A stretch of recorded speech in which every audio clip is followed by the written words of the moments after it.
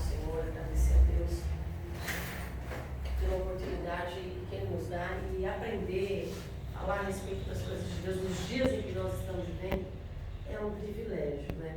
Que a gente possa saber valorizar isso. Senhor, nós queremos te agradecer por estarmos aqui, Senhor, no lugar que nós consagramos para Ti, lugar que nós determinamos, Pai, separamos, para que pudéssemos estar, Senhor, aprendendo um pouco mais sobre o Senhor.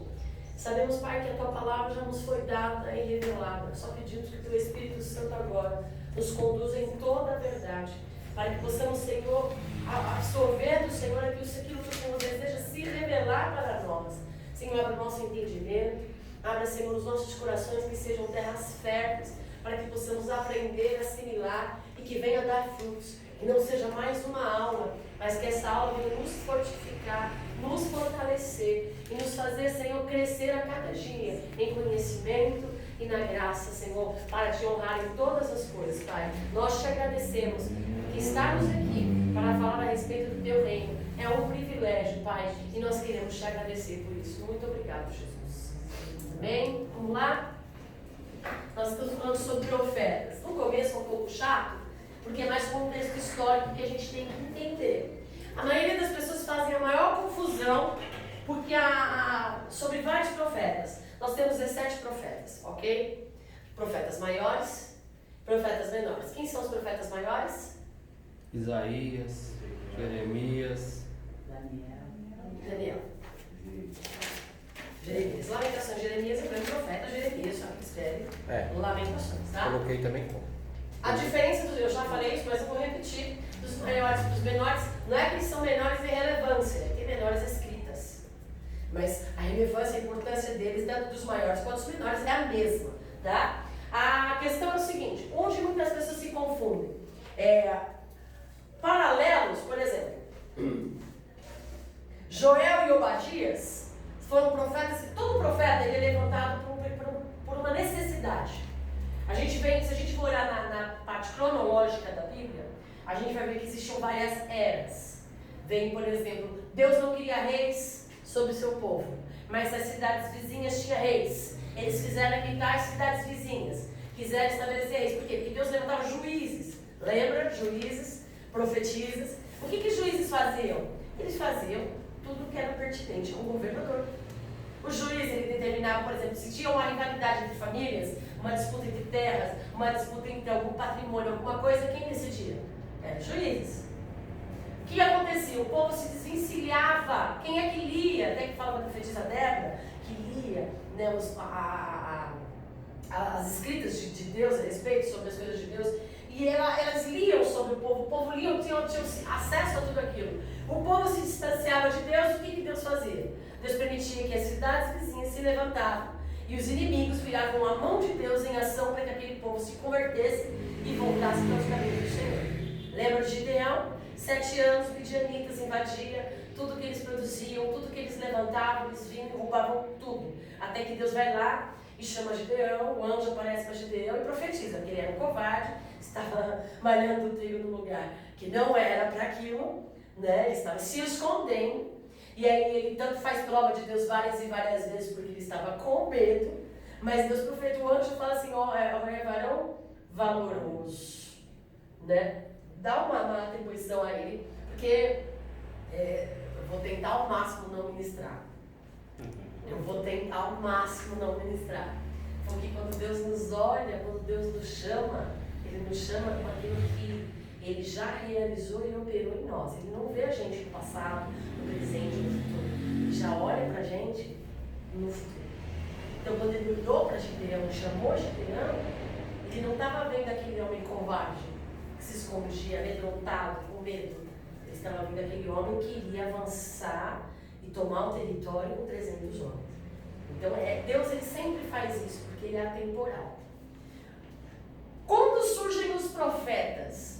Profeta nasce de uma emergência para estabelecer juízo e fazer com que o povo de Deus recalcule rota. Não tinha necessidade nenhuma de ser levantados profetas, porque a palavra, embora ela não tinha sido escrita ainda, ela passava de pai para filho, de ascendentes, ela já estava sendo ministrada, Deus já estava se revelando. Deus só se revela à medida que Ele quer revelar. Por isso que o Velho Testamento, que é a antiga aliança, na verdade, ela é uma sombra, que ela se completa e ela é respondida com o Novo Testamento. Ela não se contradiz, ela se completa. Então Deus vai se revelando ao povo pouco a pouco, porque o povo não conhecia Deus. O que eles conheciam de Deus? O mundo era politeísta. Só existia o Deus de Israel. O Deus de Israel, quando a gente pode mencionar, eles conheciam o Deus que operou aquelas 10 pragas do Egito, libertou o povo como um forte. E aí todo mundo tinha medo do povo de Israel por causa do Deus que libertou Israel como um forte do Egito. Beleza?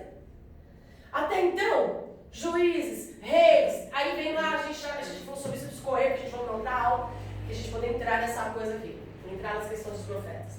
E aí vem Samuel. Quem foi Samuel? Primeiro profeta, segundo a história e segundo a Bíblia. Isso. Mas só isso? Não, a senhora quer mais títulos? Juiz, sacerdote. Juiz e sacerdote. Ele era o sacerdote. Quando começou a linhagem sacerdotal com Arão e Moisés? O primeiro profeta, não bíblico, mas o profeta em ação foi? Samuel. Não. Bíblico, que a Bíblia cita e nomeia como profeta Samuel. Qual foi o primeiro na história profeta? Enoque. Enoque.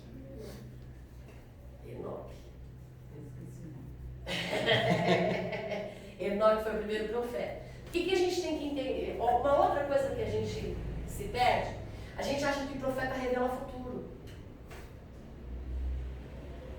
O profeta não revela futuro. O profeta, ele constata a verdade, a verdadeira situação do presente. Ele estabelece o juízo do que pode acontecer no futuro para que mude de volta. O profeta não é levantado para falar, daqui a pouco você vai fazer, não. O juízo quem estabelece é Deus. Deus estabelece o juízo, ele levanta um profeta, para que esse profeta fale ao povo, para que o povo tenha a oportunidade de recalcular a rota, para que o mal do juízo que foi estabelecido não sobreviva. Nínive. Só que, olha lá, para a gente entender. Depois que Davi morre, Davi foi Saul, reina por 40 anos, Davi assume o reinado por 40 anos, ele morre, Salomão assume. Quando Salomão morre, os reinos se dividem. Até então só tinha um povo, um Israel. O povo se divide. Existem vários reis, eu posso até depois eu dar para você a sequência de reis que foram subsequentes em ordem cronológica, mas a gente tem que entender que nem todos os por exemplo, só para vocês terem uma noção, Amós, ele era de Judá, mas profetizou para Israel. E as profecias, elas eram concomitantes, ou seja, ao mesmo tempo que rolava numa terra de Judá, rolava para Israel. Os povos se dividiram. Então o que acontece? Foi para Samaria, que ficou as 10 tribos do norte, que ficaram do norte. O Jeroboão foi o rei que assumiu depois da divisão. E ele foi um péssimo rei. Um péssimo rei. Estou falando do norte, tá? Não estou falando do sul. Sul ficava a central da adoração chamada Jerusalém. Então todo mundo sabia, porque era a regra do judeu, toda a festa da Pessá, por exemplo, todo bom judeu tinha que ir para onde? Para Jerusalém. Certo? E agora como é que faz se o reino se dividiu? E a maioria ficou para o norte, Samaria. Em compensação, a maioria estava lá com o norte, mas o poder bélico e o poder religioso maior era Judá. Não era Israel. Se dividiram. O que Jeroboão fez? Eu vou estabelecer, eu não posso permitir que o povo daqui vá para lá, senão eu vou perder eles. O que ele fez? Primeiro ele estabeleceu um lugar de culto em Dan. Então eu vou pegar a cidade de Dan, lá em Dan eu vou estabelecer um lugar de culto onde eles vão fazer. Ele fez 3 em Samaria, na região de Israel, ele estabeleceu 3 lugares de adoração. Para que o povo não precisasse ir para... Quem que estabeleceu os 3? Jeroboão. Jeroboão. O rei de Israel.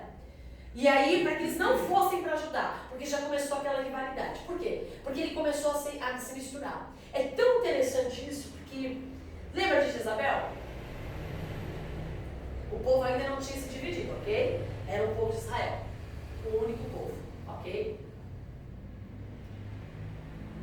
Só para a gente contextualizar, ó. O rei se casa com Jezabel. Ele mistura a sua linhagem. A Jezabel, ela implanta a adoração ao deus Baal. Tem as sacerdotisas de Baal. O povo de Deus começa a ficar completamente perdido. Ele começa a ficar completamente mistura. Começa a ficar idólatra. E é tão assim terrível que Jeroboão, quando ele assume o reinado, só estou trazendo um pouquinho disso, ele estabelece, lembra que até então o único Deus a ser adorado era o Deus Javé, Javista, que era o Deus de Israel. Jeroboão estabelece como uma das adorações, deixa de ser Javista, deixa de ser o culto ao Deus Jeová, ele deixa de ser a premissa, ele deixa de ser o principal, e ele permite, tudo bom, meu pai? E ele permite que agora seja a adoração ao Deus Baal. E esse negócio é tão sério que vem antes do povo se dividir, que Salomão, que na Bíblia você vai encontrar que Salomão oferece até oferendas a Deus Moloque, que na verdade que vem da oferenda Maloque. No original hebraico significa Maloque. Na verdade não é Deus Moloque. Na tradução foi trago como Deus Moloque, mas no original é a oferenda Maloque. Que essa oferenda Maloque, o que é? Nada mais do que oferecer crianças em sacrifício ao Deus da fertilidade. E lembra que Salomão se perdeu nisso? Mas Acabe ele eliminou antes de dividir o reino? Não, agora você me confundiu. Não, eu não te confundi, você que me confundiu. Eu me confundi. Ah, Deixa eu ver. O Acabe é depois. Foi depois dos reis. Foi depois dos reis. Peraí. Vamos ver o ano? Reinando em Israel. Peraí. Em 900. Foi antes. Antes do reino se dividir. Aqui, ó. Então, mas por que foi antes? Porque foi ela que estabeleceu os reis balaíns. E aí depois vem, quer ver, ó? 900, aqui, Ele ó. se dividiu logo depois que Salomão morreu. Aqui, ó. Vamos ver aqui, ó. 900 anos aqui, tá aqui, ó. Seu reinado foi marcado por pactos com Judá. É isso mesmo. 900 a 850. A gente já vai pegar esse contexto histórico, é meio confuso mesmo. Aqui, ó. É bem nessa época de divisão. Vamos lá. Já me situei. Vamos lá. Quando que começou a divisão do reinado? Quando que Salomão morre? E que se divide os reinos? Aqui, ó. Vamos lá. É isso mesmo.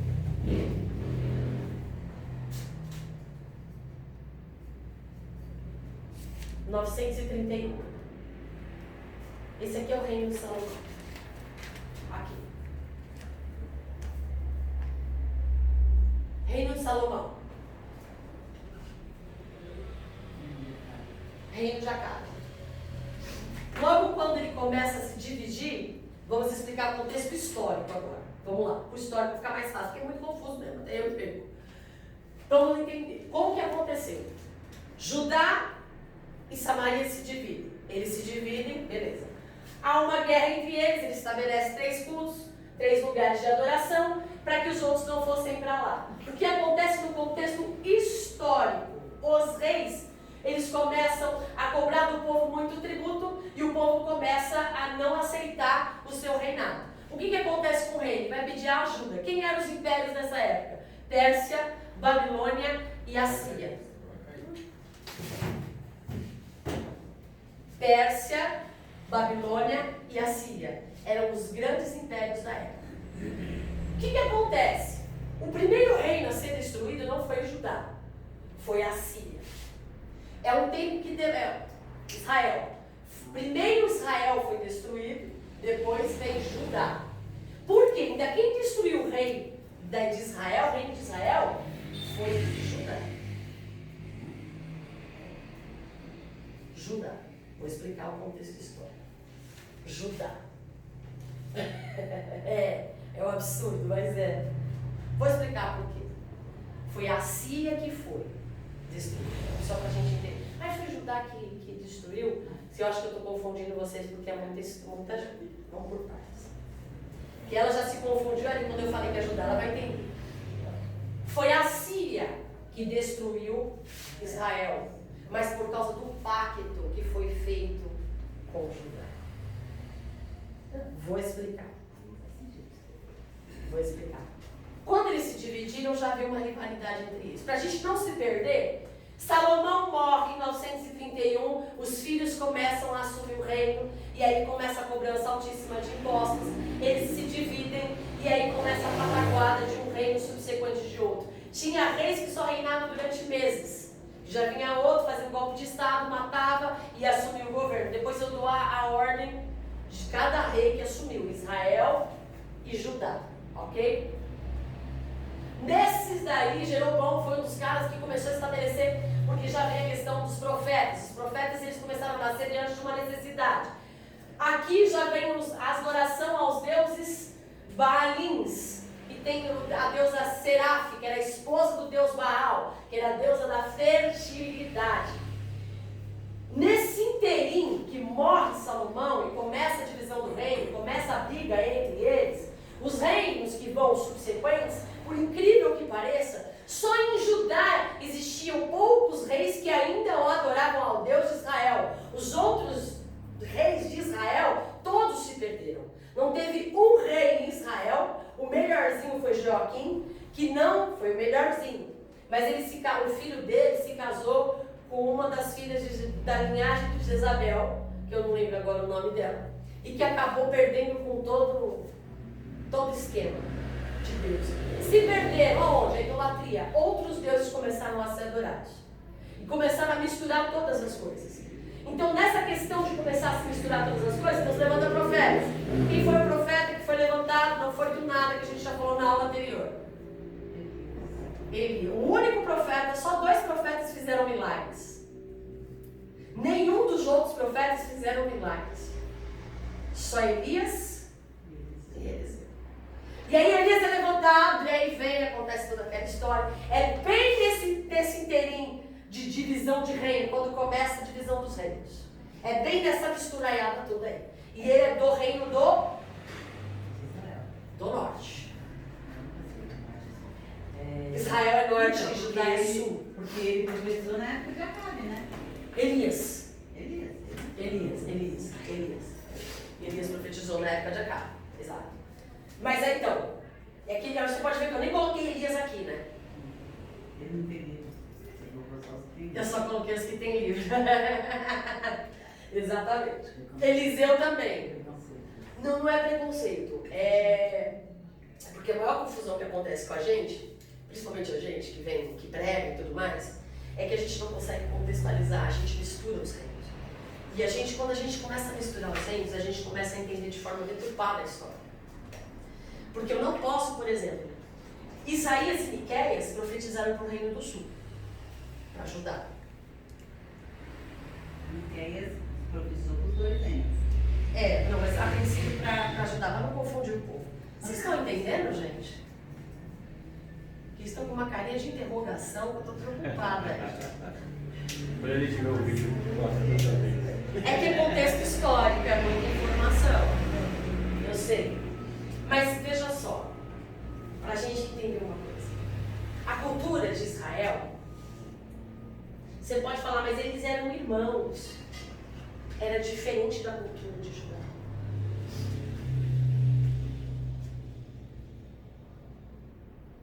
Traduza. Já na época de Salomão, quando ele já começa a adorar outros deuses, quando ele já começa a misturar as coisas, isso vem passando para os seus filhos, para os outros reis, que predominam em Israel quando o reino se divide. O reino do norte, o povo de Israel, ele começou a pegar a cultura muito das cidades vizinhas. Se Eles misturar. começaram a pegar a idolatria, a cultura de outros povos. Eles começaram a se casar com outros povos, com outras famílias. Então começou a misturar muitas coisas. Por exemplo, os homens casaram com as mulheres, as cananeias, por exemplo. As cananeias eram as piores que tinham para desvirtuar o povo. Então eles adoravam esses deuses da fertilidade, os deuses dos mitos gregos. E o que acontece? Então a cultura do pessoal do norte já era mistificada. Mesmo antes das Ilhas do Mar. Bem antes, não estamos falando ainda da invasão, ainda, porque as profecias foram antes da invasão. No caso, só as profecias de Isaías e Miqueias. Não, teve profecias antes, profecias durante e profecias pós-exílio. Aí a gente vai ver aqui, ó. Eu coloquei aqui os períodos em que eles profetizaram, a gente já vai ver. A gente já vai estudar isso.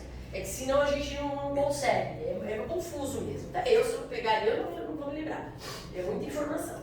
Então, o que acontece? A gente tem que entender. Por que Elias e Eliseu não estão nesse compêndio aqui? Porque eles não são profetas literários. Não escreveram o seu próprio livro. Não escreveram o seu próprio livro. Quem que escreveu? Tira a sua relevância? Não. Nenhuma. Abraão, Moisés foram profetas. Mas foram profetas literários? Não tira a sua relevância. Por que Moisés foi levantado como profeta? Para tirar o povo do Egito. Para tirar o povo do Egito. Depois ele ficou profetizando mais? Não. Percebeu? Elias. Tem toda uma história, todo um contexto de Elias. E ele caminha, ele treina Eliseu, ele prepara Eliseu, aí Eliseu assume e depois que fala sobre os que até que no morto, quando cai nos ossos dele, ressuscita, fala-se mais o que de Eliseu? Ele profetizou mais? Não. Porque profeta tem um propósito específico. Não é porque o cara está profetizando hoje que ele vai profetizar o resto da vida. Ele foi levantar. O profeta não precisa ter ascendência sacerdotal. Lembra que a gente falou da diferença do sacerdote? O sacerdote não tem que ter defeito, tem que ter requisitos, tem que ter patente, tem que ser da família Arão e tudo mais.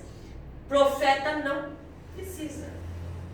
Só tem 3 requisitos básicos que o profeta tem que ter que Deus escolhe, vai ser. Vamos lá. Corajoso. Sabe que ele fez a cidade. É alguma coisa desse naipe, não é? Qual que é a cidade? Você falou do presbita? Mas é assim. Tem tanta coisa. Mas Tiago traz relatório dele. No livro de Tiago, ele faz. E na verdade, assim, naquela época, existiam escolas de profetas. Sempre existiu. Sempre existiu. Então, os profetas estavam separados. O que eles faziam? Eles estudavam a Bíblia, eles se dedicavam. Só que eles estavam no anonimato. Todo profeta de Deus vem do anonimato. Nenhum profeta nasce assim. Ele vem, geralmente não se sabe nada sobre ele. Exceto Isaías. Isaías é um profeta chamado profeta do palácio. Na teologia, ele é chamado do profeta palaciano. Ele era primo do rei. É. Porque ele era primo do rei. E por que Deus só levanta Isaías quando o rei morre? Por causa que não Porque ele era tinha primo do parcialidade. rei. E Deus não levanta profeta no meio de família. Tem que ser imparcial. Porque tem que ser imparcial. Por que Deus traz Elias lá? Ele estava assim, estava na escola, ele estava em oração. Tanto que Tiago fala que depois de ter muito orado, ele foi diante do rei. Então ele não foi assim, a gente costuma dizer, né? Ah, do nada nada. O homem estava lá em oração. Entendeu? Porque é aí que tá, o profeta não nasce de uma escola. Aqui. O profeta nasce no quarto. O profeta nasce na intimidade com Deus. O profeta não nasce numa igreja, sendo visto. O profeta que Deus levanta é aquele que é menos visto. Para que quando seja levantado, tem os 3 requisitos básicos de um profeta. Vamos lá, galera? Fidelidade, integridade e imparcialidade.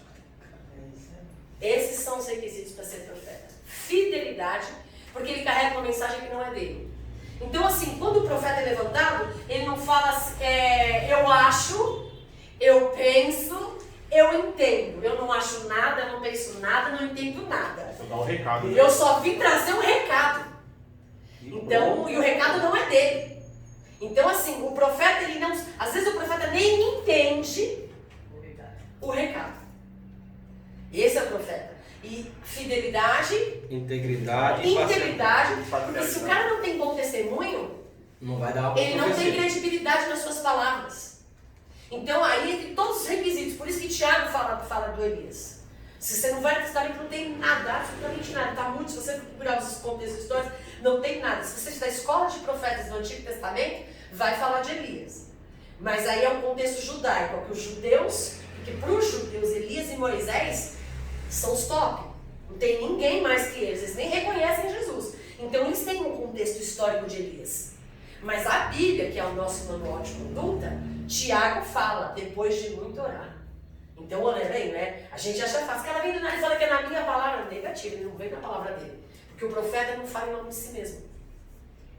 Então, quando ele veio, primeiro que ele não falou no nome dele. Debaixo da minha palavra, não, porque ele não estava falando em nome dele. Ele estava falando em nome de Deus. Então, foi a palavra de Deus que estava sendo liberada.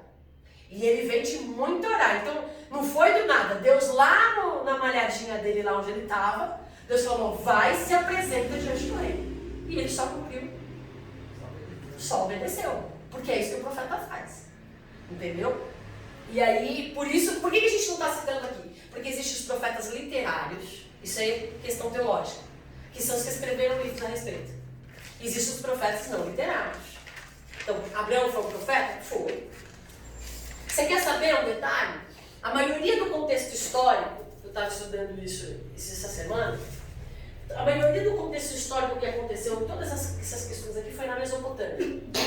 E a Mesopotâmia, ela é cercada por várias, por exemplo, pela Síria, pela Pérsia. Então ela é um lugar onde passa muito comércio, um lugar de transitação de muita gente. Então por isso que o foco era a Mesopotâmia, dos povos estarem ali. E quando a gente estuda essa questão da Mesopotâmia, a gente vê que se misturava demais pensamentos de outras pessoas. E o povo de Deus, em vez de ficar firme, sempre, sabe o capim do vizinho que brilha mais, é mais gostoso? Por que eles estão fazendo? Por que a gente não pode fazer? Se eles estão, por que a gente não pode fazer? Eu não quero ministrar, mas não é diferente da gente hoje. A gente vê, o fulano de tal, vamos fazer? Nada. E não é isso. Para cada um Deus deu uma direção. Para a gente entender, essa questão, agora isso ficou esclarecido, né, da divisão do reino, que Deus levanta Elias, por que a gente não está citando aqui. Tá, então vamos lá. Antes de Jonas ser enviado para Nínive, Naum já tinha profetizado que Nínive seria destruída. Aqui são os anos em que eles profetizaram. Naum profetizou entre 650 e 620. Jonas, 785 a 775. Cidades diferentes. Vou pegar outro exemplo. Uma coisa interessante também. Reino do Sul foi levado cativeiro pela Babilônia, não foi de uma vez. Foi em 3 etapas. Quando começou? Eu peguei, estava estudando. Deixa eu ver aqui. Começou em 597. 597. 586.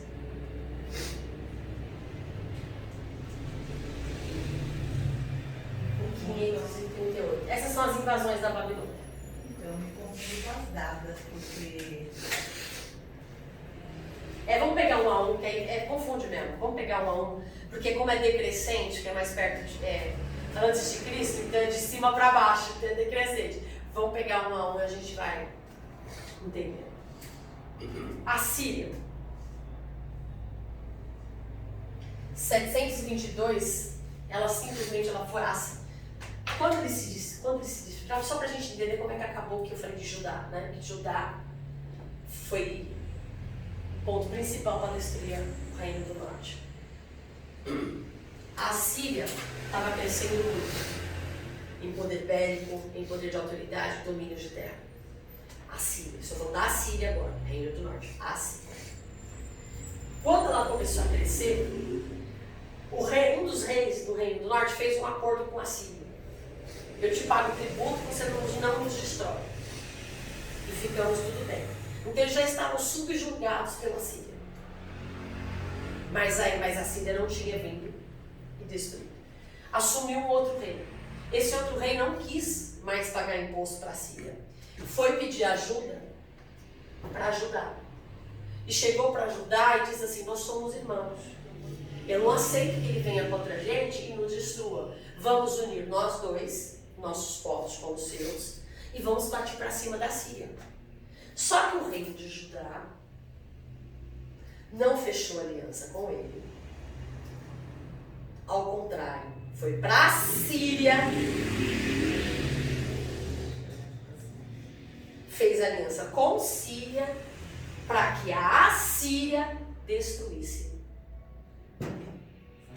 Samaria.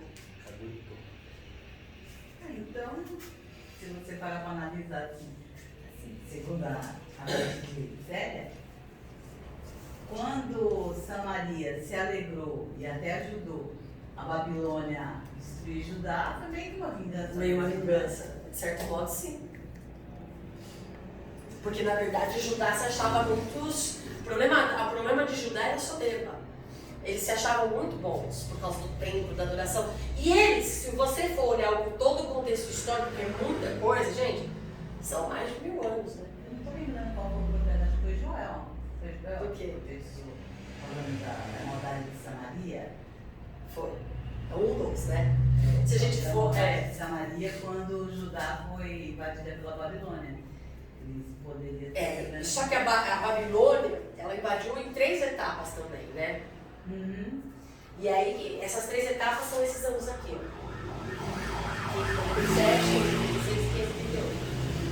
o lance aqui é que o problema de Judá, por eles manterem a idoneidade ainda da adoração a Deus, ainda serem mais javistas do que os outros, eles se achavam melhores do que os outros, porque eles estavam...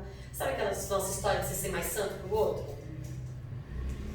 Você acha que você é mais santo que o outro se lasque, né? E foi isso. Aí os próprios, por isso que eu falei que Judá, porque se não tivesse traído a aliança, e não chegou a firmar a aliança, se ele tivesse firmado a aliança com o Reino do Norte, o Reino do Norte teria subsistido por mais um período. Mas o mais interessante é o seguinte, que quando a Síria veio e destruiu Israel, tomou Israel, acabou a nação de Israel. Não existe mais Israel. Israel se tornou extinta. Eu não sabia que foi recente, entre aspas, né? Que nunca acaba ser uma nação. Né? Em 1947, quando Israel toma de novo o poder de Estado. Tem, perdeu aí, né? Perdeu aqui. Quanto tempo? Esse tempo aí não. Mas olha a diferença de Judá para eles. Israel não teve a chance de retornar. Israel não teve a chance de voltar. Eles foram extintos. Eles se perderam, se diluíram, eles sumiram. Não existe mais. Mas na verdade foi porque eles, não vou dizer que aceitaram, né? Mas que a Síria impôs os costumes, os deuses e tudo, né? Eles acabaram se perdendo na fé. Eles perderam. Já tinha se perdido muito antes, né, gente? Exatamente. Ninguém, eu não vou ministrar, mas ninguém se desvia da noite pro dia. Exatamente, mas foi tipo assim, a gota d'água. A pessoa desviou, mas já desviou um ano atrás. Uhum. Já está se perdendo há um tempão. Aqui, desde Salomão, Mas Judá, desde o Reino Unido. por pior que tenha acontecido em Judá, Judá permaneceu crente em Deus, né? Pelo menos isso. Porque tinha uma promessa Exatamente.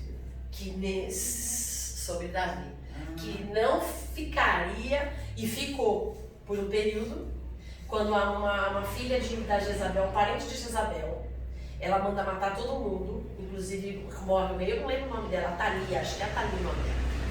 E ela dá um golpe de Estado, foi a primeira rainha que existiu em Judá, e ela assume o governo em Judá, mas foi só esse período, porque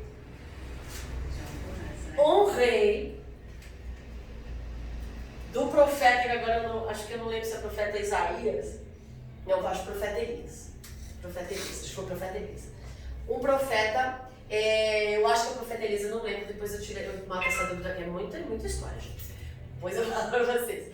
Profeta Elisa, um profeta, que eu acho que é Elisa, ele levanta, fala de um homem que ele vai ser levantado para matar o rei, para que o trono de Davi seja restabelecido. E é esta pessoa que vai, mata essa rainha, toma um golpe do estado, e aí um menino de 7 anos que foi escondido, porque ela mandou matar todos os descendentes de Davi, só uma criança que fica escondida, que assume o reinado, os sacerdotes escondem, e o reino volta para o trono de Davi.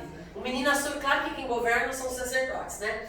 Mas o menino retoma o governo de Davi com 7 anos de idade. É aí, fica um período de tempo sem o reino de Davi, por causa dessa mulher que Jezabel fez um estrago do inferno. Não só em Israel, quanto em Judá. Alianças erradas, gente. Com Acabe. Com Acabe. Ela surgiu aí, Acabe é garoto pra acabar. Foi Acabe. Acabe que já não era muito convertido. Acabe. Onde você está melhor, meu irmão? Tô morrendo de sede. Tá muito quente aqui. Acabe que não era muito convertido e deixou se perder, né? Então aí a gente tava assim, só tua história, cadê a Bíblia? Gente, tudo isso que a gente tá falando aqui tá na Bíblia. É isso que eu falo, eu disse. Só que eu tô esmiuçando, eu tô tentando trazer pra gente um contexto histórico pra gente se situar. Porque quando eu vejo um profeta profetizando para Israel, o conceito de Israel é diferente do conceito de Judá. Então eu tenho que entender que, por exemplo, Jonas profetiza para Nínive. Amós era um boiadeiro. Profetizou para quem? Oséias. Amós, ele denuncia injustiça social. Porque o reino do norte estava cobrando tanto imposto. Por quê? Porque tinha que pagar pinico para a Síria, porque senão a Síria vinha e matava. Então o povo estava morrendo de miséria, não tinha o que comer, não tinha o que viver, não tinha. Então eles não estavam aguentando mais. E aí Deus levanta quem? Emergência. Profeta lá, um boiadeiro. Amós. Qual é a profecia de Amós sobre a injustiça de Israel?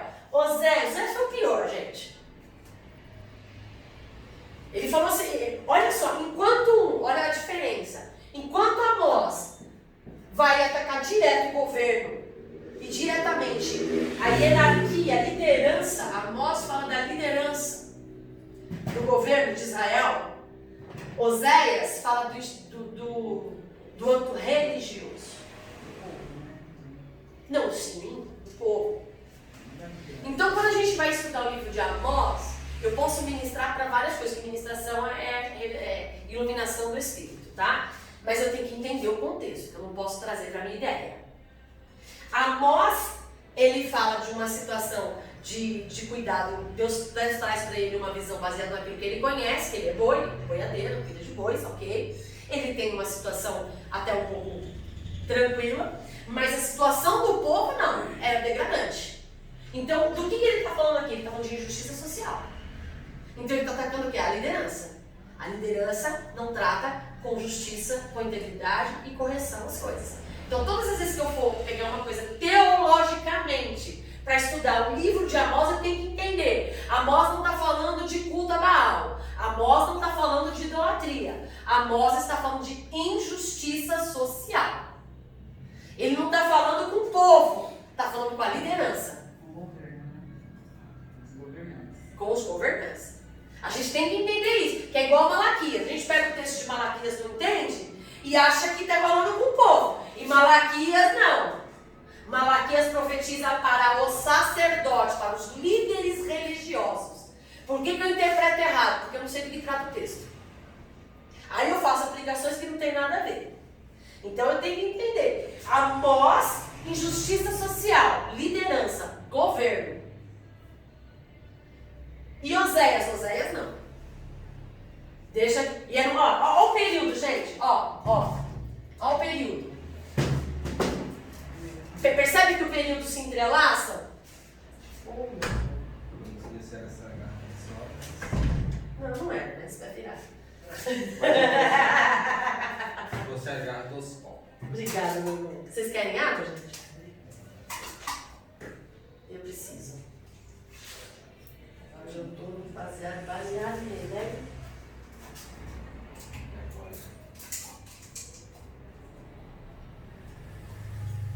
Muito obrigada, meu irmão. Então, assim, e aí vem o quê? Você pode ver que o contexto é mesmo, ó. E é tão assim, eu acho linda a história, eu acho extraordinário. 722 já não existe mais extinto. Já vai acabando tudo assim aqui. Olha o período, quanto tempo Deus fala com o povo.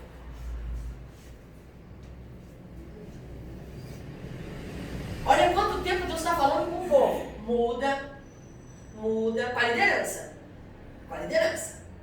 E aí, quando vem, Deus fala, porque pra mim foi uma das coisas, olha, foi um profeta assim que eu tiro meu chapéu. Oséias. Tiro meu chapéu. Jeremias também, a história dele. A gente vai estudar a história de cada um dos profetas.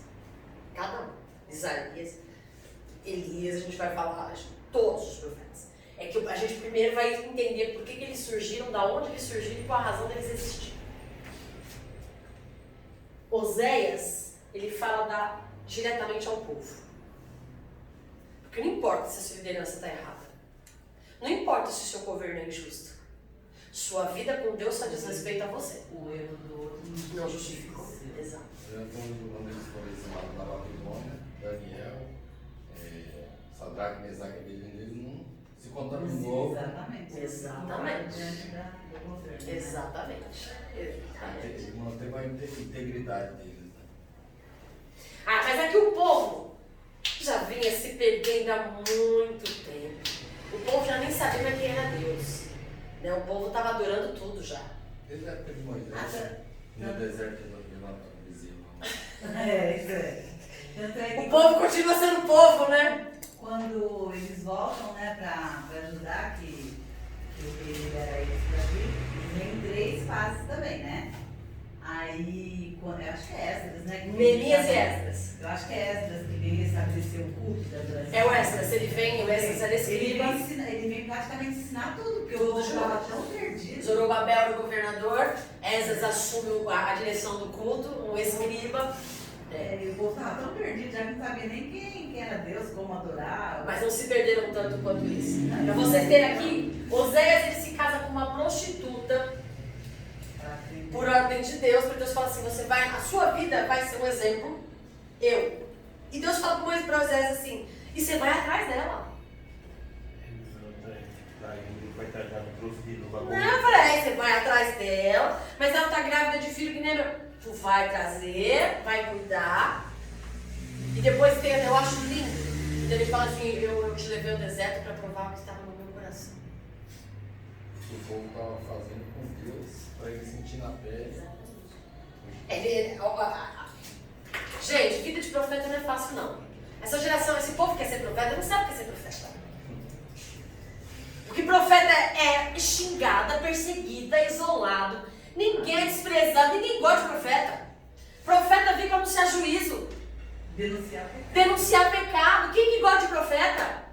Gosta desses profetas aí que falam aí, ó, Deus vai te dar uma casa aí.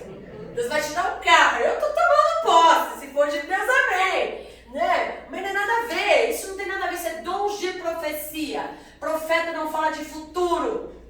Profeta revela juízo para mudar a rota do presente. Quando Deus levanta um profeta na nossa vida, hoje, existem profetas como antigamente? Não tem. Todos os profetas já foram levantados. Nossa, eu acho que Agora começa a escorregar. Tem as 2 testemunhas que viraram no dia do juízo, né? Tem as 2 testemunhas. Mas não vamos nem entrar nessa questão escatológica. A gente tem que entender qual é a função do profeta. Tem gente que fala, não, eu sou profeta de Deus nessa terra. Tu não sabe o que é ser profeta de Deus nessa terra. somente nessa terra. Que juízo você está estabelecendo? Quando a gente fala, nós somos a voz profética, é diferente. Eu falo de dom, o que é isso? Anunciar a vinda do Messias, preparar o caminho, que o João Batista fazia. Isso é a voz profética. Deus nos chamou para ser a voz profética. Agora, não, eu sou profeta. Gente, tu não sabe o que tu está falando. Não quer dizer que Deus não vai levantar. Eu não sei quais são os planos de Deus. Até porque a sentença de Deus já está dada, né? Acabou. E já está bem claro. Tudo, não tem mais nada para não ser revelado, já foi tudo revelado, já está na Bíblia. Já deu sentença, então não tem mais. Não preciso mais nenhum profeta dizer o que vai acontecer. É só propagar o evangelho. Agora só tem que fazer o quê? Nós temos que ser a voz profética. Só. Agora, profeta. Quem vai levantar profeta aqui? Se a gente fala, acabou ministério profético? Não, gente, não confunda. Não confunda. O juízo para essa geração já foi estabelecido quando Cristo morreu na cruz do Calvário e ressuscitou ao terceiro dia. Ali já está estabelecido todas as coisas. Então já acabou, já era. Profeta não é benquisto, o profeta não é aceito, o profeta é desprezado, o profeta vive sozinho. Por quê? Ele não pode ter amizade. Porque mesmo que ele vai ter amizade, as pessoas não sabem dividir as coisas. Se eu sou teu amigo, eu tiver que te chamar a atenção, eu vou chamar a tua atenção. Você vai me odiar. Pô, você é meu amigo, você não podia ser isso. Eu tenho honra na sua pátria. Não, você não pode. Então assim, profeta não pode ter nenhum tipo de passionalidade. Para estabelecer, olha gente, isso não só Abrindo parênteses, o profeta também não pode ter empatia, né? Peraí, Por isso ele tinha que ser imparcial. por isso tem que ser parcial. Um parênteses, ele também não poderia ter empatia, né? Podia, vai. Jonas tinha empatia com a árvore lá, que você com a árvore. Só se ele tinha empatia com a árvore, não tinha com o povo. O povo hoje tem empatia com os bichos, mas não tem empatia com o ser humano. Não era bem empatia, né? Empatia Não é? Hoje empatia vocês foi uma não mais comparação falam de dos Deus animais com que a as árvore pessoas. e o povo de Nínive, mas ele não tinha empatia com Há a uma árvore. razão. Você sabia que Nínive é a Síria. Nínive, Nínive é a capital da Síria. Existe uma razão para ele não gostar, não querer ir lá. O povo era terrível. Eles queriam que o povo morresse mesmo. E outra, ele estava profetizando, olha, o povo dele. A Síria estava massacrando o povo dele, gente. Ele tinha uma razão. Tinha razão, mas profeta não tem que achar, profeta não tem que sentir. Você entendeu? O complicado, gente, da nossa vida nós somos muito falhos. Por isso que Deus mostrou para ele sobre a árvore. Você teve dó da árvore ou tem dó da árvore? Não tem, o povo não tem. Nem da árvore, tá? Ele só tem dó dele mesmo. Porque a árvore secou, começou a sol na cabeça dele. Por isso que Não é eu nem da falo árvore que ele tinha dó. Não, vamos falar rasgado. Na sombra. Na sombra, ele só pensou nele mesmo, egoísta. Então, por isso que eu falo que ele não tinha empatia pela árvore. A senhora falou que ele tinha. Mandou. Empatia pelo que a árvore poderia. A árvore produzia prazer nele. Ele tinha empatia por ele Olha, mesmo. não estou ministrando, mas não é muito diferente dos dias de hoje. As pessoas. Quando você está me fazendo. Quando você está do meu lado, Eu você só está me tenho dó de mim apoiando, mesmo. a gente é amigo. O dia que você dizer não pra mim, você já não presta. E tudo que você fez de bom não tem mais validade nenhuma. É esse o mundo em que a gente vive.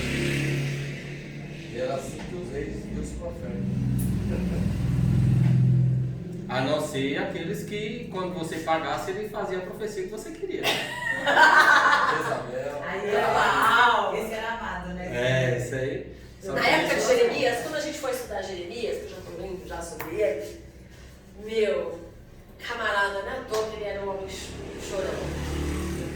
Não é à toa, o bicho era sozinho.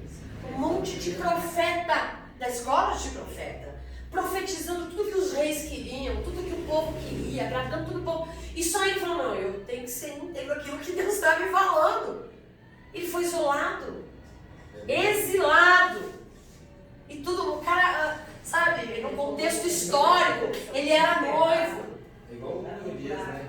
Contra 450 profetas lá. Profetizando. Ele era noivo, ele abriu mão da vida dele, de tudo. Não é fácil não, gente. E a gente fala assim, a gente está num certo modo, numa zona de conforto. Porque a gente está no tempo da graça. Muito. A gente está na época da graça, a gente tem o Espírito Santo, a gente tem a palavra como conduta, padrão de vida. Mas Deus colocou sobre a nossa vida uma responsabilidade maior do que as dos profetas. Segundo Pedro, vós sois Sacerdócio real. Povo Nação santa. Povo escolhido. Propriedade exclusiva. Deus colocou sobre a nossa vida uma responsabilidade muito maior. Se eu sou uma nação, se eu sou uma nação,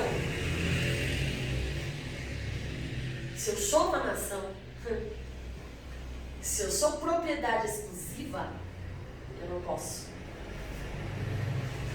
Tá com o pé aqui, com o pé aqui. Eu não posso margear, eu não posso ficar em cima do muro, porque eu sou propriedade exclusiva.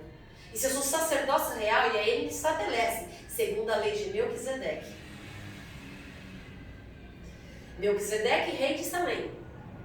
Ele exercia o papel de sacerdote, de rei e de profeta.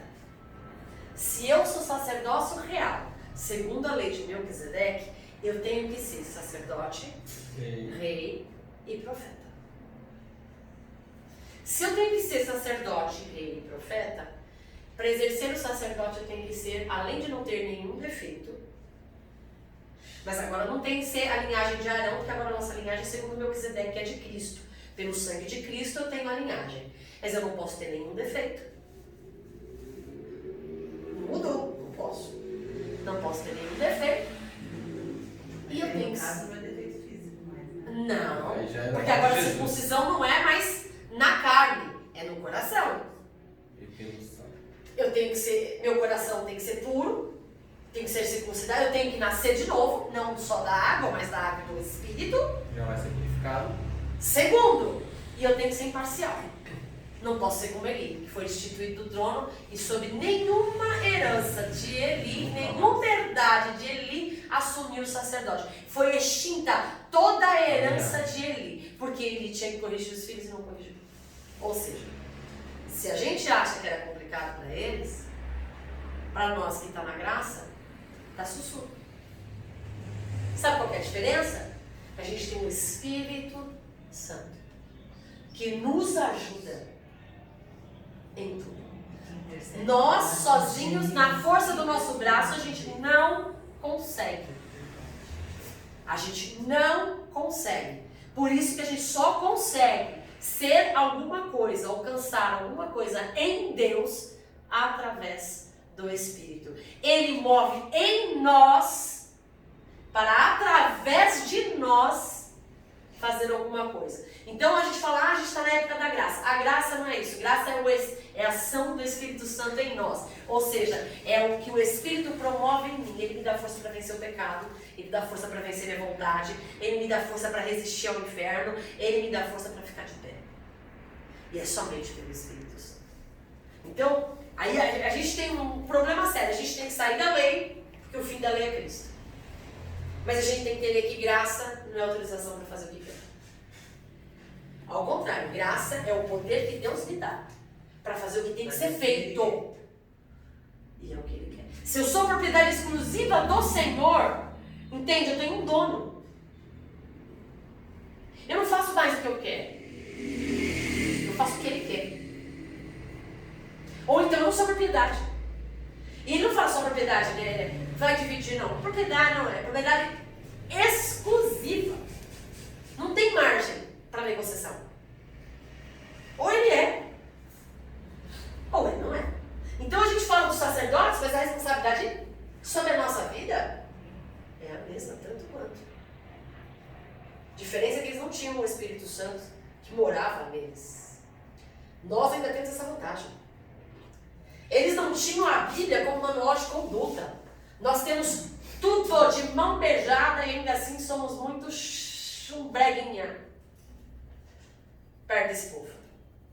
Eles davam a vida por aquilo que eles acreditavam. A gente é capaz de dar vida por nada. Pode perder o emprego, a pessoa já... Mas até o povo, até hoje, Não é? eles são assim.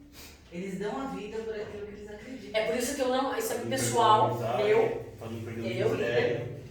Lilian, não acredito que haverá salvação pós.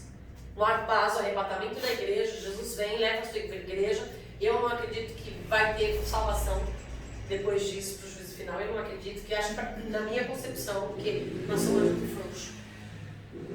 Nós somos muito frouxos. Com o Espírito Santo. Se com o Espírito Santo a gente não for salvo, já era. Para mim, os que ficaram, os remanescentes, que faz menção dos 144 mil, para mim aponta para as 12 tribos, aponta para o povo judeu. Porque eles é que não reconhecem Cristo como Senhor e que só terão os olhos desvendados quando o anticristo se assentar no trono nos 7 anos de tribulação, no 3 anos e meio. Quando ele assumir o anticristo, aí os olhos deles serão abertos, eles vão entender, vão ter um vislumbre de quem realmente Jesus é. E aí eles, por serem do jeito que são, que é capaz de dar a vida por aquilo que é, para ele, eu acredito que a salvação pós-arpazo é para os judeus. É para o povo que foi escolhido desde a fundação do mundo. Nós não fomos escolhidos, gente. Eles foram escolhidos. Nós digamos assim, nós somos da raspa do tacho. E a raspa do tacho. Tipo assim, convida os não quiser, então vai lá na rua, pega o mendigo, pega o. Nós somos esse povo aí. A misericórdia de Deus nos alcançou. Nós fomos alcançados porque eles rejeitaram. Eu vim para os meus e os meus os rejeitaram. Então eu só creio na salvação pós-arpazo para eles. Então não conte com isso. Igual aquela história que fala que ele fez a festa e os convidados não foram. Exato. Mas ainda chegou um lá que não estava vestido de acordo e não mandou queimar. Então assim, a gente tem que levar as coisas de Deus muito a sério. As coisas de Deus não é brincadeira não. Vamos lá. É igual o irmão Eduardo estava falando agora. Assim, as pessoas, elas muito pouco por uma amizade, por um emprego, pela opinião do seu patrão, elas nem tem imaginação. Até dentro da igreja, irmão. É do ministério. Mas irmão, às vezes a gente é odiado pelas posturas que a gente toma, pelas negociações que a gente faz. Às vezes a gente é odiado porque a gente não margeia. A gente fala, não, você tem que ser mais maleável, você tem que ter jogo de cintura. A Bíblia não manda ter jogo de cintura. Aliás, eu estava ouvindo esses dias uma pregação, uma pastora que eu gosto demais dela, Raquel Lima, ela falou, crente não foi chamado para ser bonzinho. Cristão foi chamado para se posicionar. Gostem dele ou não. Na lata. Ela falou assim, como é que tá cuidando? Eu gosto dela. Como é que tá as coisinhas? Como é que tá as demandas? Como é que estão os amigos? E os inimigos? Tá cuidando bem?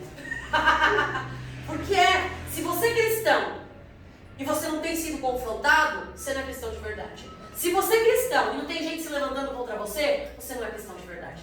Se você é cristão e Deus te chamou para um propósito, você tem chamado e você está fazendo menção daquilo que Deus fez na sua vida e você não está encontrando oposição, você não está fazendo o seu papel. Isso é Bíblia. O que a gente vai fazer? Bom, encerramos por aqui hoje. Raspado, né, irmão? Tá pesado, né, meu irmão? Essa é a parte de eu não vou ministrar. Eu ministrei? Desculpa. Vamos lá. Não, esse aí foi contexto teológico. Desculpa aí, gente. Eu tô falando aqui do Reino do Sul. Diferente que a gente vai começar estudando da Assíria, né? A gente vai começar, o primeiro profeta que a gente vai estudar vai ser Isaías. Vamos só contextualizar aqui. Enquanto toda essa galera rolava toda a invasão, ameaça acontecia na Síria, na Israel, acontecia em Judá. Judá também fez negociata. Judá também fez barganha. Judá também negociou. Se vocês querem saber, Judá teve um período que ele foi dominado pelo Egito. Você já imaginou para o povo de Israel, agora é Judá, tá? Israel foi extinto. Depois da Síria não existe mais Israel, só ficou Judá. Então aí você pensa, Egito tá uma potência bombando e começou a tomar conta. Você imaginou para esse povo, quando senta para falar para os sírios, com mão forte? Deus nos tirou do Egito com as 10 pragas e agora a gente quem está nos dominando de novo? Já imaginou como é que não era a Páscoa desse povo? O que eles iam comemorar, Pessah? Se a Pessah é a comemoração da libertação de Israel do povo do Egito, vou comemorar o quê se eu estou escravizado no Egito de novo? Tipo assim, depois do próprio nome. Por quê? Porque todo soberbo Deus abaixa. Deus fala o seguinte, Deus fala que ao soberbo a gente não precisa mover uma palha. Não precisa fazer nada. O soberbo quem abaixa Deus. Não tem poder do jeitinho dele. Porque eu me colocando no lugar que esse povo está, para mim foi uma humilhação. Eu tenho que comer do prato que eu contei. Imagina, nas cidades vizinhas, meu Deus, livrou, não precisei nem lutar. Saí com todos os despojos, ouro, prata, bronze, todas as riquezas. Uau! No deserto, Deus mandou banana. E agora? Fala para os seus filhos agora. E Deus foi reconhecido pelas nações vizinhas Sim. por causa disso, né? Foi temido. O povo era temido por causa disso. E é isso que a gente às vezes tem dificuldade para entender. Às vezes a gente acha que Deus faz alguma coisa na nossa vida por nossa causa. A gente não merece nada. A gente não tá aqui, a gente merece. Nem levantar de É manhã, pra você vai glória a gente dele, né? merece. Tudo é pra glória dele. Um milagre na sua vida é para manifestar a glória dele. A intervenção na sua vida é para manifestar a glória dele. A porta que ele abriu é para manifestar a glória dele. Ai, Deus vai me honrar. Não, bobinho. Deus vai te usar. Deus vai honrar o nome dele através da sua vida. Como é que o mundo vai conhecer Deus? Se não através de nós. Aí eu te pergunto, que Deus essa geração, agora não teve como, desculpa, que Deus essa geração tem conhecido através da nossa vida?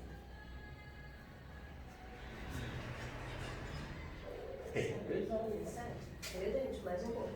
Então o rei de Judá foi escravizado de novo. Pelo Egito. Se não me engano, por um período de 2 anos. Teve, eu não sei, aquele rei, o rei Ezequias. Teve uma época que ele foi buscar auxílio pro pessoal do Egito. Foi nessa época? Foi nessa época. Ah, tá. Foi justamente nessa época que ele não queria ser dominado, mas eu já tinha falado, ele levantou até o profeta Jeremias falando que eles seriam levados cativos. E não teve jeito. Ele tentou. Ele tentou negociar, e eles tentou de várias formas, os reis. E o legal é que em Judá, Deus agia com mais... Mais graça. Mais graça, ele falou brandura, uma coisa mais... Deus foi mais benevolente com Judá. Porque Judá era soberbo, Judá era arrogante, prepotente, mas eles ainda se preocupavam em alinhar um pouco a vontade de Deus. Mesmo com todos os defeitos do mundo dele, ele procurava fazer o que agradava a Deus. Ele ainda, em Judá você vai encontrar alguns reis, pouquíssimos, que procuravam fazer o que agradava a Deus. Diferente de Israel. Quando eu estava lendo sobre Ezequias, esses dias, e aí, estudando, eu vi que ele foi procurar auxílio lá. E é nessa época que é subjugado e acabou. Aí já vem. Então o que É acontece? daí que é tirada. O povo você vai voltar pro Egito. É isso aí. Voltou. Pro Egito. Ó, 597, 586, 531. A Babilônia ela começa a crescer. E aí os profetas começam. Você pode perceber. Isaías começa a profetizar. E ele só começa a profetizar quando o rei morre. Porque ele era parente do rei. Né? Porque ele era um homem de Deus. Era um homem temente a Deus. Era um homem que vivia de oração. Por que que... Era muito protegido, né? Então, um palácio. Ele não falava o que Deus mandava, né? Ele falava depois que o rei morreu. Por causa da parcialidade. Porque eles eram próximos, eram íntimos, não queria... Como é que ele vai... Porque profeta, geralmente, ele é levantado para falar contra quem? Contra líderes. Ele tinha uma vida muito boa, Isaías. Protegida. Ele é chamado profeta palaciano. Era protegido. Diz que ele chora, né? Ele era o filhinho da mamãe. Ele era o queridinho do papai. Felizmente, ele usufruiu de tudo que era bom. Mas chegou um tempo que não adianta, né, gente? Quando Deus tem que fazer alguma coisa, Deus vai fazer. Acabou, né? Daí. Se não levantar um, ele levanta outro. Isaías começa a profetizar em que ano? 740. Mas Isaías até profetizou sem roupa. Bem antes. Bem antes, quase 100 anos antes. Olha como Deus é benevolente com Judá. 100 anos antes ele vai avisando. Mas se você for olhar, geralmente era esse prazo, né? Quando você vai estudar de 100, 100, 100. É por causa de uma geração. É, Para Deus, uma geração de 80 a 120 anos. senão se perdia.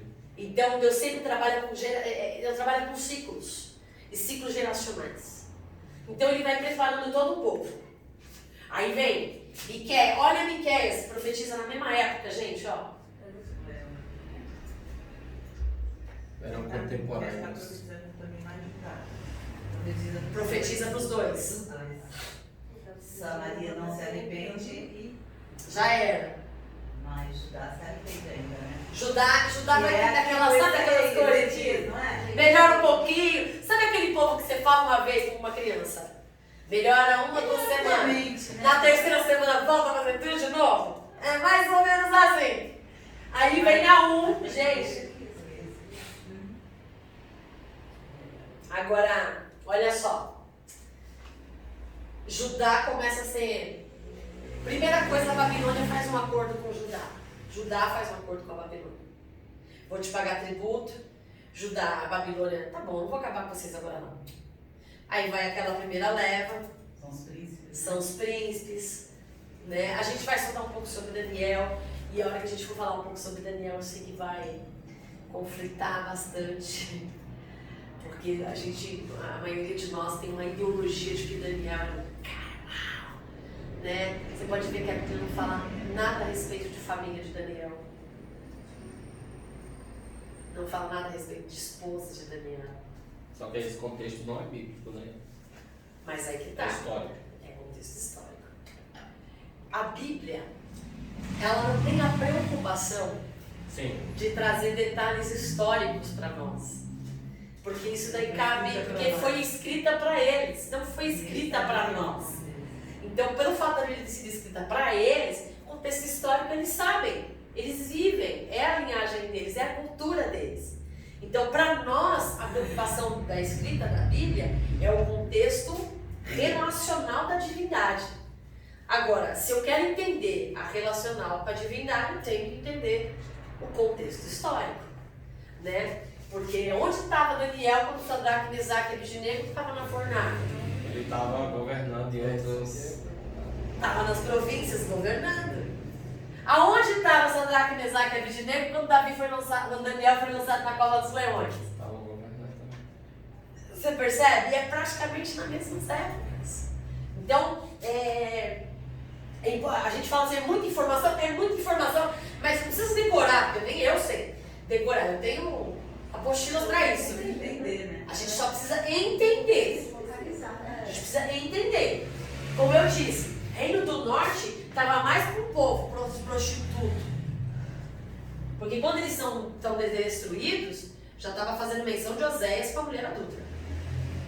Então, quando eu vejo a profecia, eu olho para as profecias de Amós, Oséias, Jonas, até Miqueias, quando eu falo o contexto histórico de Israel, que está no livro de 2 Reis, e lembra que eu falei para vocês que eu ia falar onde Jonas profetiza?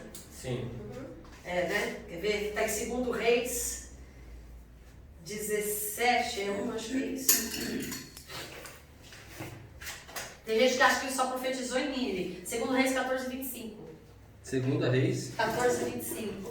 Fala a respeito de Jonas, que ele está profetizando.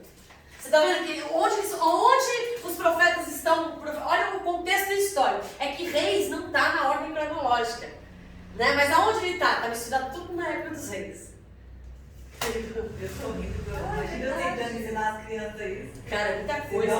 Tá vendo? É muita coisa. É muita coisa. É muita coisa. E aí vai. Sofonias, Jeremias.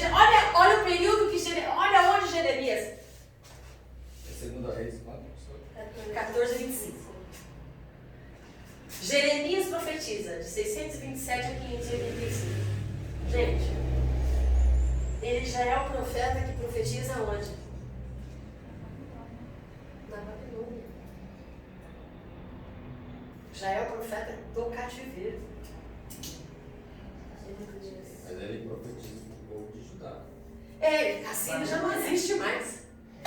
Israel, agora a partir O reino de dominante 722, Israel já era. Ele profetiza para o povo de Judá na Babilônia. Na Na Babilônia. E o povo de Deus. Não com os babilônios. Não. Esses profetas falam do povo de Deus. Mas aí tem um contexto específico para isso. Eles profetizam. É sempre lembrando qual é o papel do profeta. Mudança de rota. Tem que calcular a rota. Então Deus não vai levantar profeta para falar com o inimigo. Embora ele fala. Jonas. Para falar de tesouro, mas esse inimigo. Né? Ele fala. Mas é porque Deus tinha um plano de salvação. Deus, entendeu? Agora, Deus chamou quem? A humanidade, gente. Não tem essa que Deus escolheu um para ser inimigo e o outro para ser amigo. Deus escolheu todo mundo para ser salvo. Nós é que não aceitamos o amor de Cristo, por isso, quem é amigo do mundo se torna inimigo de Deus, nós nos tornamos inimigo dele. Não ele veio para a humanidade toda, não veio só para mim. Na verdade, ele veio para o dele. O deles rejeitaram, graças a Deus, pela misericórdia, fomos alcançados. Mas então Deus sempre, ele usa os inimigos do povo de Deus para estabelecer juízo. Olha como Deus é lindo. Olha. Mas vamos ver se a gente consegue entender a cabeça de Deus, né? Deus pega a Babilônia para estabelecer juízo para ajudar, para fazer eles recalcular a rota. E quando eles recalcular a rota, Deus levanta lá o pessoal da Pérsia, o Ciro, que gosta demais da adoração ao Deus de Israel. Ele é apaixonado, sabe os simpatizantes que não são crentes, mas que ama louvor cristão, ama a palavra? Era o rei Ciro. Não amava o culto ao Deus Jeová. Vamos fazer o seguinte: vou dar tudo que vocês precisam para vocês restabelecerem a cidade de vocês. Eles estavam ainda cativos, gente. Só mudou de governo. Só que Deus levanta os persas agora para, olha só, eu vou usar a Báblia. Lembra que eu falo para vocês, pessoal do Rio, eu sempre falo, nunca queira ser mão de Deus para estabelecer juízo na vida de ninguém. Deus levanta a Babilônia para estabelecer juízo. Depois Deus vai e faz, peraí, é meu povo. Quem mandou você matar? Maltratando meu povo. Eu usei você para maltratar meu povo, é meu povo. Entendeu? Agora vai lá. Deus para Abraão, quando o povo foi cativo no Egito, né? A nação que fizer cativo será subjugada. Será sim. E Deus fez isso o tempo inteiro. Todo o povo que se levantou contra o povo de Deus, amando de Deus, Deus destruiu. Deus destruiu. Deus destruiu. Porque é igual um pai, assim, ó. O filho errou. O pai corrige o filho, mas não admito que você venha e corrija o meu. É mais ou menos isso.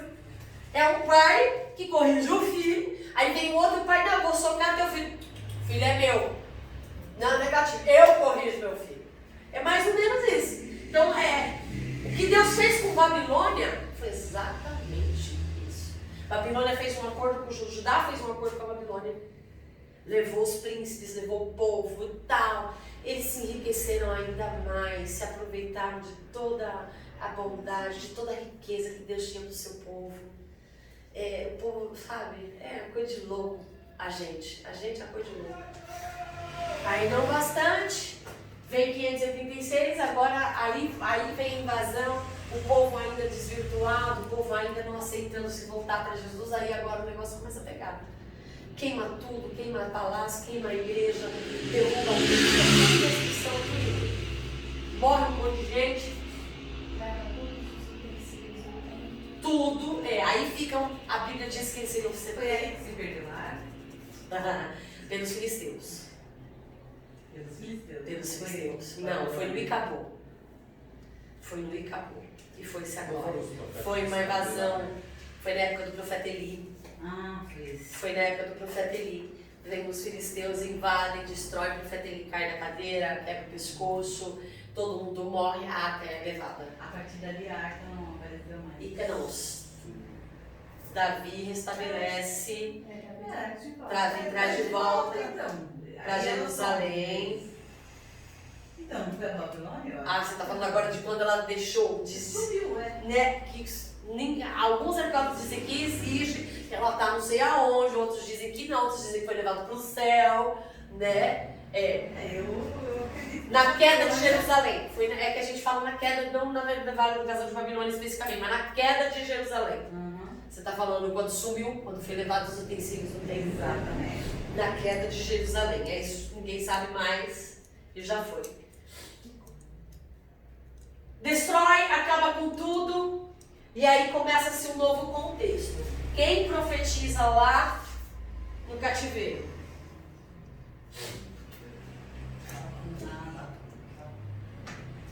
Ainda que a figueira não floresça, nem haja fruto na vide, todavia eu me alegrarei. Tá, mas ele profetizou o quê?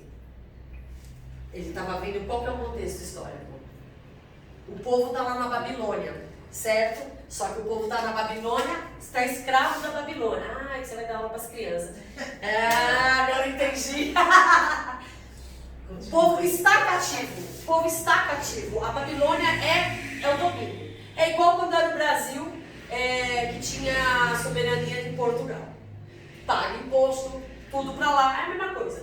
Então, o povo, só que ele profetiza, o que ele está falando para o povo? O povo, em vez de se voltar para Deus, no meio da destruição, da discórdia, da injustiça, um prospera, outro não prospera. Em vez dos irmãos se unirem, um ajudar o outro, não, um tem mais, outros tem menos. Então ele começa a ver injustiça no povo. Ele começa a olhar para o povo que está cativo. Primeiro pro O povo. povo, primeiro ele pergunta para Deus. Primeiro ele começa com Deus. Deus, por que nós estamos fazendo? Por que a gente está passando por tudo isso? Tá, beleza, você tem tanto de cativeiro, ok, e aí? Porque... Não, primeiro ele encurralou Deus por causa da Babilônia. Hã? Igual o Zé que profetizava o povo, né? Sim, Osés profetizava o povo. Isso. Aqui é a mesma coisa. Mas ele fala da injustiça na liderança. Ele fala assim, porque existia um povo judeu na liderança. Daniel, Sadraque, Mesaque, eles estavam, então assim, existia. Eles não tinham uma hierarquia só babilônica. Era totalmente dominada. Eles aproveitavam os príncipes, aproveitavam as pessoas que tinham domínio, que tinham dons e talentos. Só que, lembra, se a gente for para o Novo Testamento, eram os cobradores de impostos. Eram os judeus que eram odiados pelas pessoas. E era odiado pelos republicanos. Era odiado pelo seu povo. Por quê? Pô, você está me roubando. Então, existiam pessoas, mesmo sendo subjugadas, tanto que quando o rei da Pérsia libera o povo daí, nem todo mundo quis ir embora. Por quê? Porque já estavam estabelecidos lá. Já estavam com a vida tranquila, mesmo sendo um povo subjugado. É igual Roma, quando os judeus do Novo Testamento de Cristo, Roma tinha o domínio, Roma tinha o império, mas ele não se interferia na religião do povo.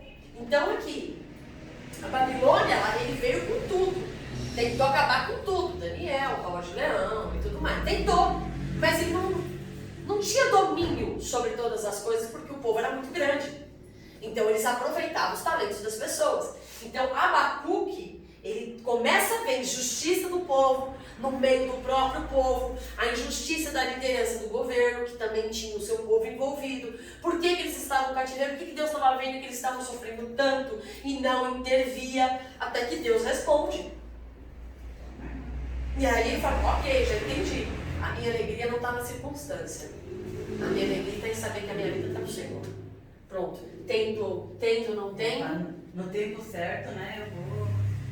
Não, todavia me alegrarei. Ou seja, na falta ou na bonança, na escassez ou na abundância, eu me alegro porque a minha alegria não está no tempo. O apóstolo Paulo falou isso. Sem ter, sem não ter. Então é nesse contexto, tá? Então, Daniel, ó, totalmente cativeiro. Ageu já é pós-exílio, já é pós-cativeiro. E aí vem o contexto do Esdras, que era o escriba, Zorobabel, que foi um grande governador, vem Neemias, e a partir daí a gente vai começar agora já os profetas específicos. Situados, entendidos. Quando ela começa a precisar, era como Daniel, Sadraque, Mesaque, o pessoal estava lá na Babilônia. Babilônia, já estava governando, estava... Eles governavam províncias, né? Província, porque era muita gente, assim, tipo assim, eram várias cidades e cada cidade tinha um rei. À medida que o povo ia crescendo, dominando as cidades, aquela cidade era subjugada. Então aqui é um delegado que prestava conta para o rei. Então passava a ser de domínio deles. Então isso ia aumentando. Então tinha que ter gente deles lá governando. Para impor as regras, os impostos e tudo mais. Então era isso que acontecia. Né?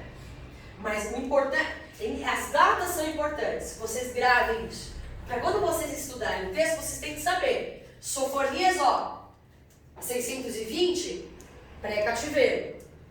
Jeremias, pré, durante, depois. Abacuque, já é durante, já pegando lá o negócio finalzinho do cativeiro. Daniel, durante, depois. Ageu. Aí vem Neemias, que Neemias na verdade não é nem profeta, né? Neemias não é profeta. Não, Neemias ele vem para restabelecer e a reconstruir os muros de Israel e aí vem começar uma nova história, né? Que aí vem os escritos. Então a gente já, a partir daqui, a gente encerra esse contexto. Eu anotei aqui Joel e Obadias, porque Joel e Obadias também, eles profetizam não para o povo de Israel. Eles profetizam para as nações vizinhas, que oprimiam Israel. Por isso que eu tirei um pouco daqui, que além de Jonas, Joel, então toda vez que vai ver Joel e vai ver Obadias, falei, não está profetizando para Israel. No caso que é Judá, Israel já foi extinto. Ele profetiza para as cidades vizinhas. Se eu vou fazer uma leitura, então é contra o povo que se levantou contra Israel. A profecia não é contra Israel, é contra quem se levantou contra Israel. Tá bom? Gente, obrigada pela próxima.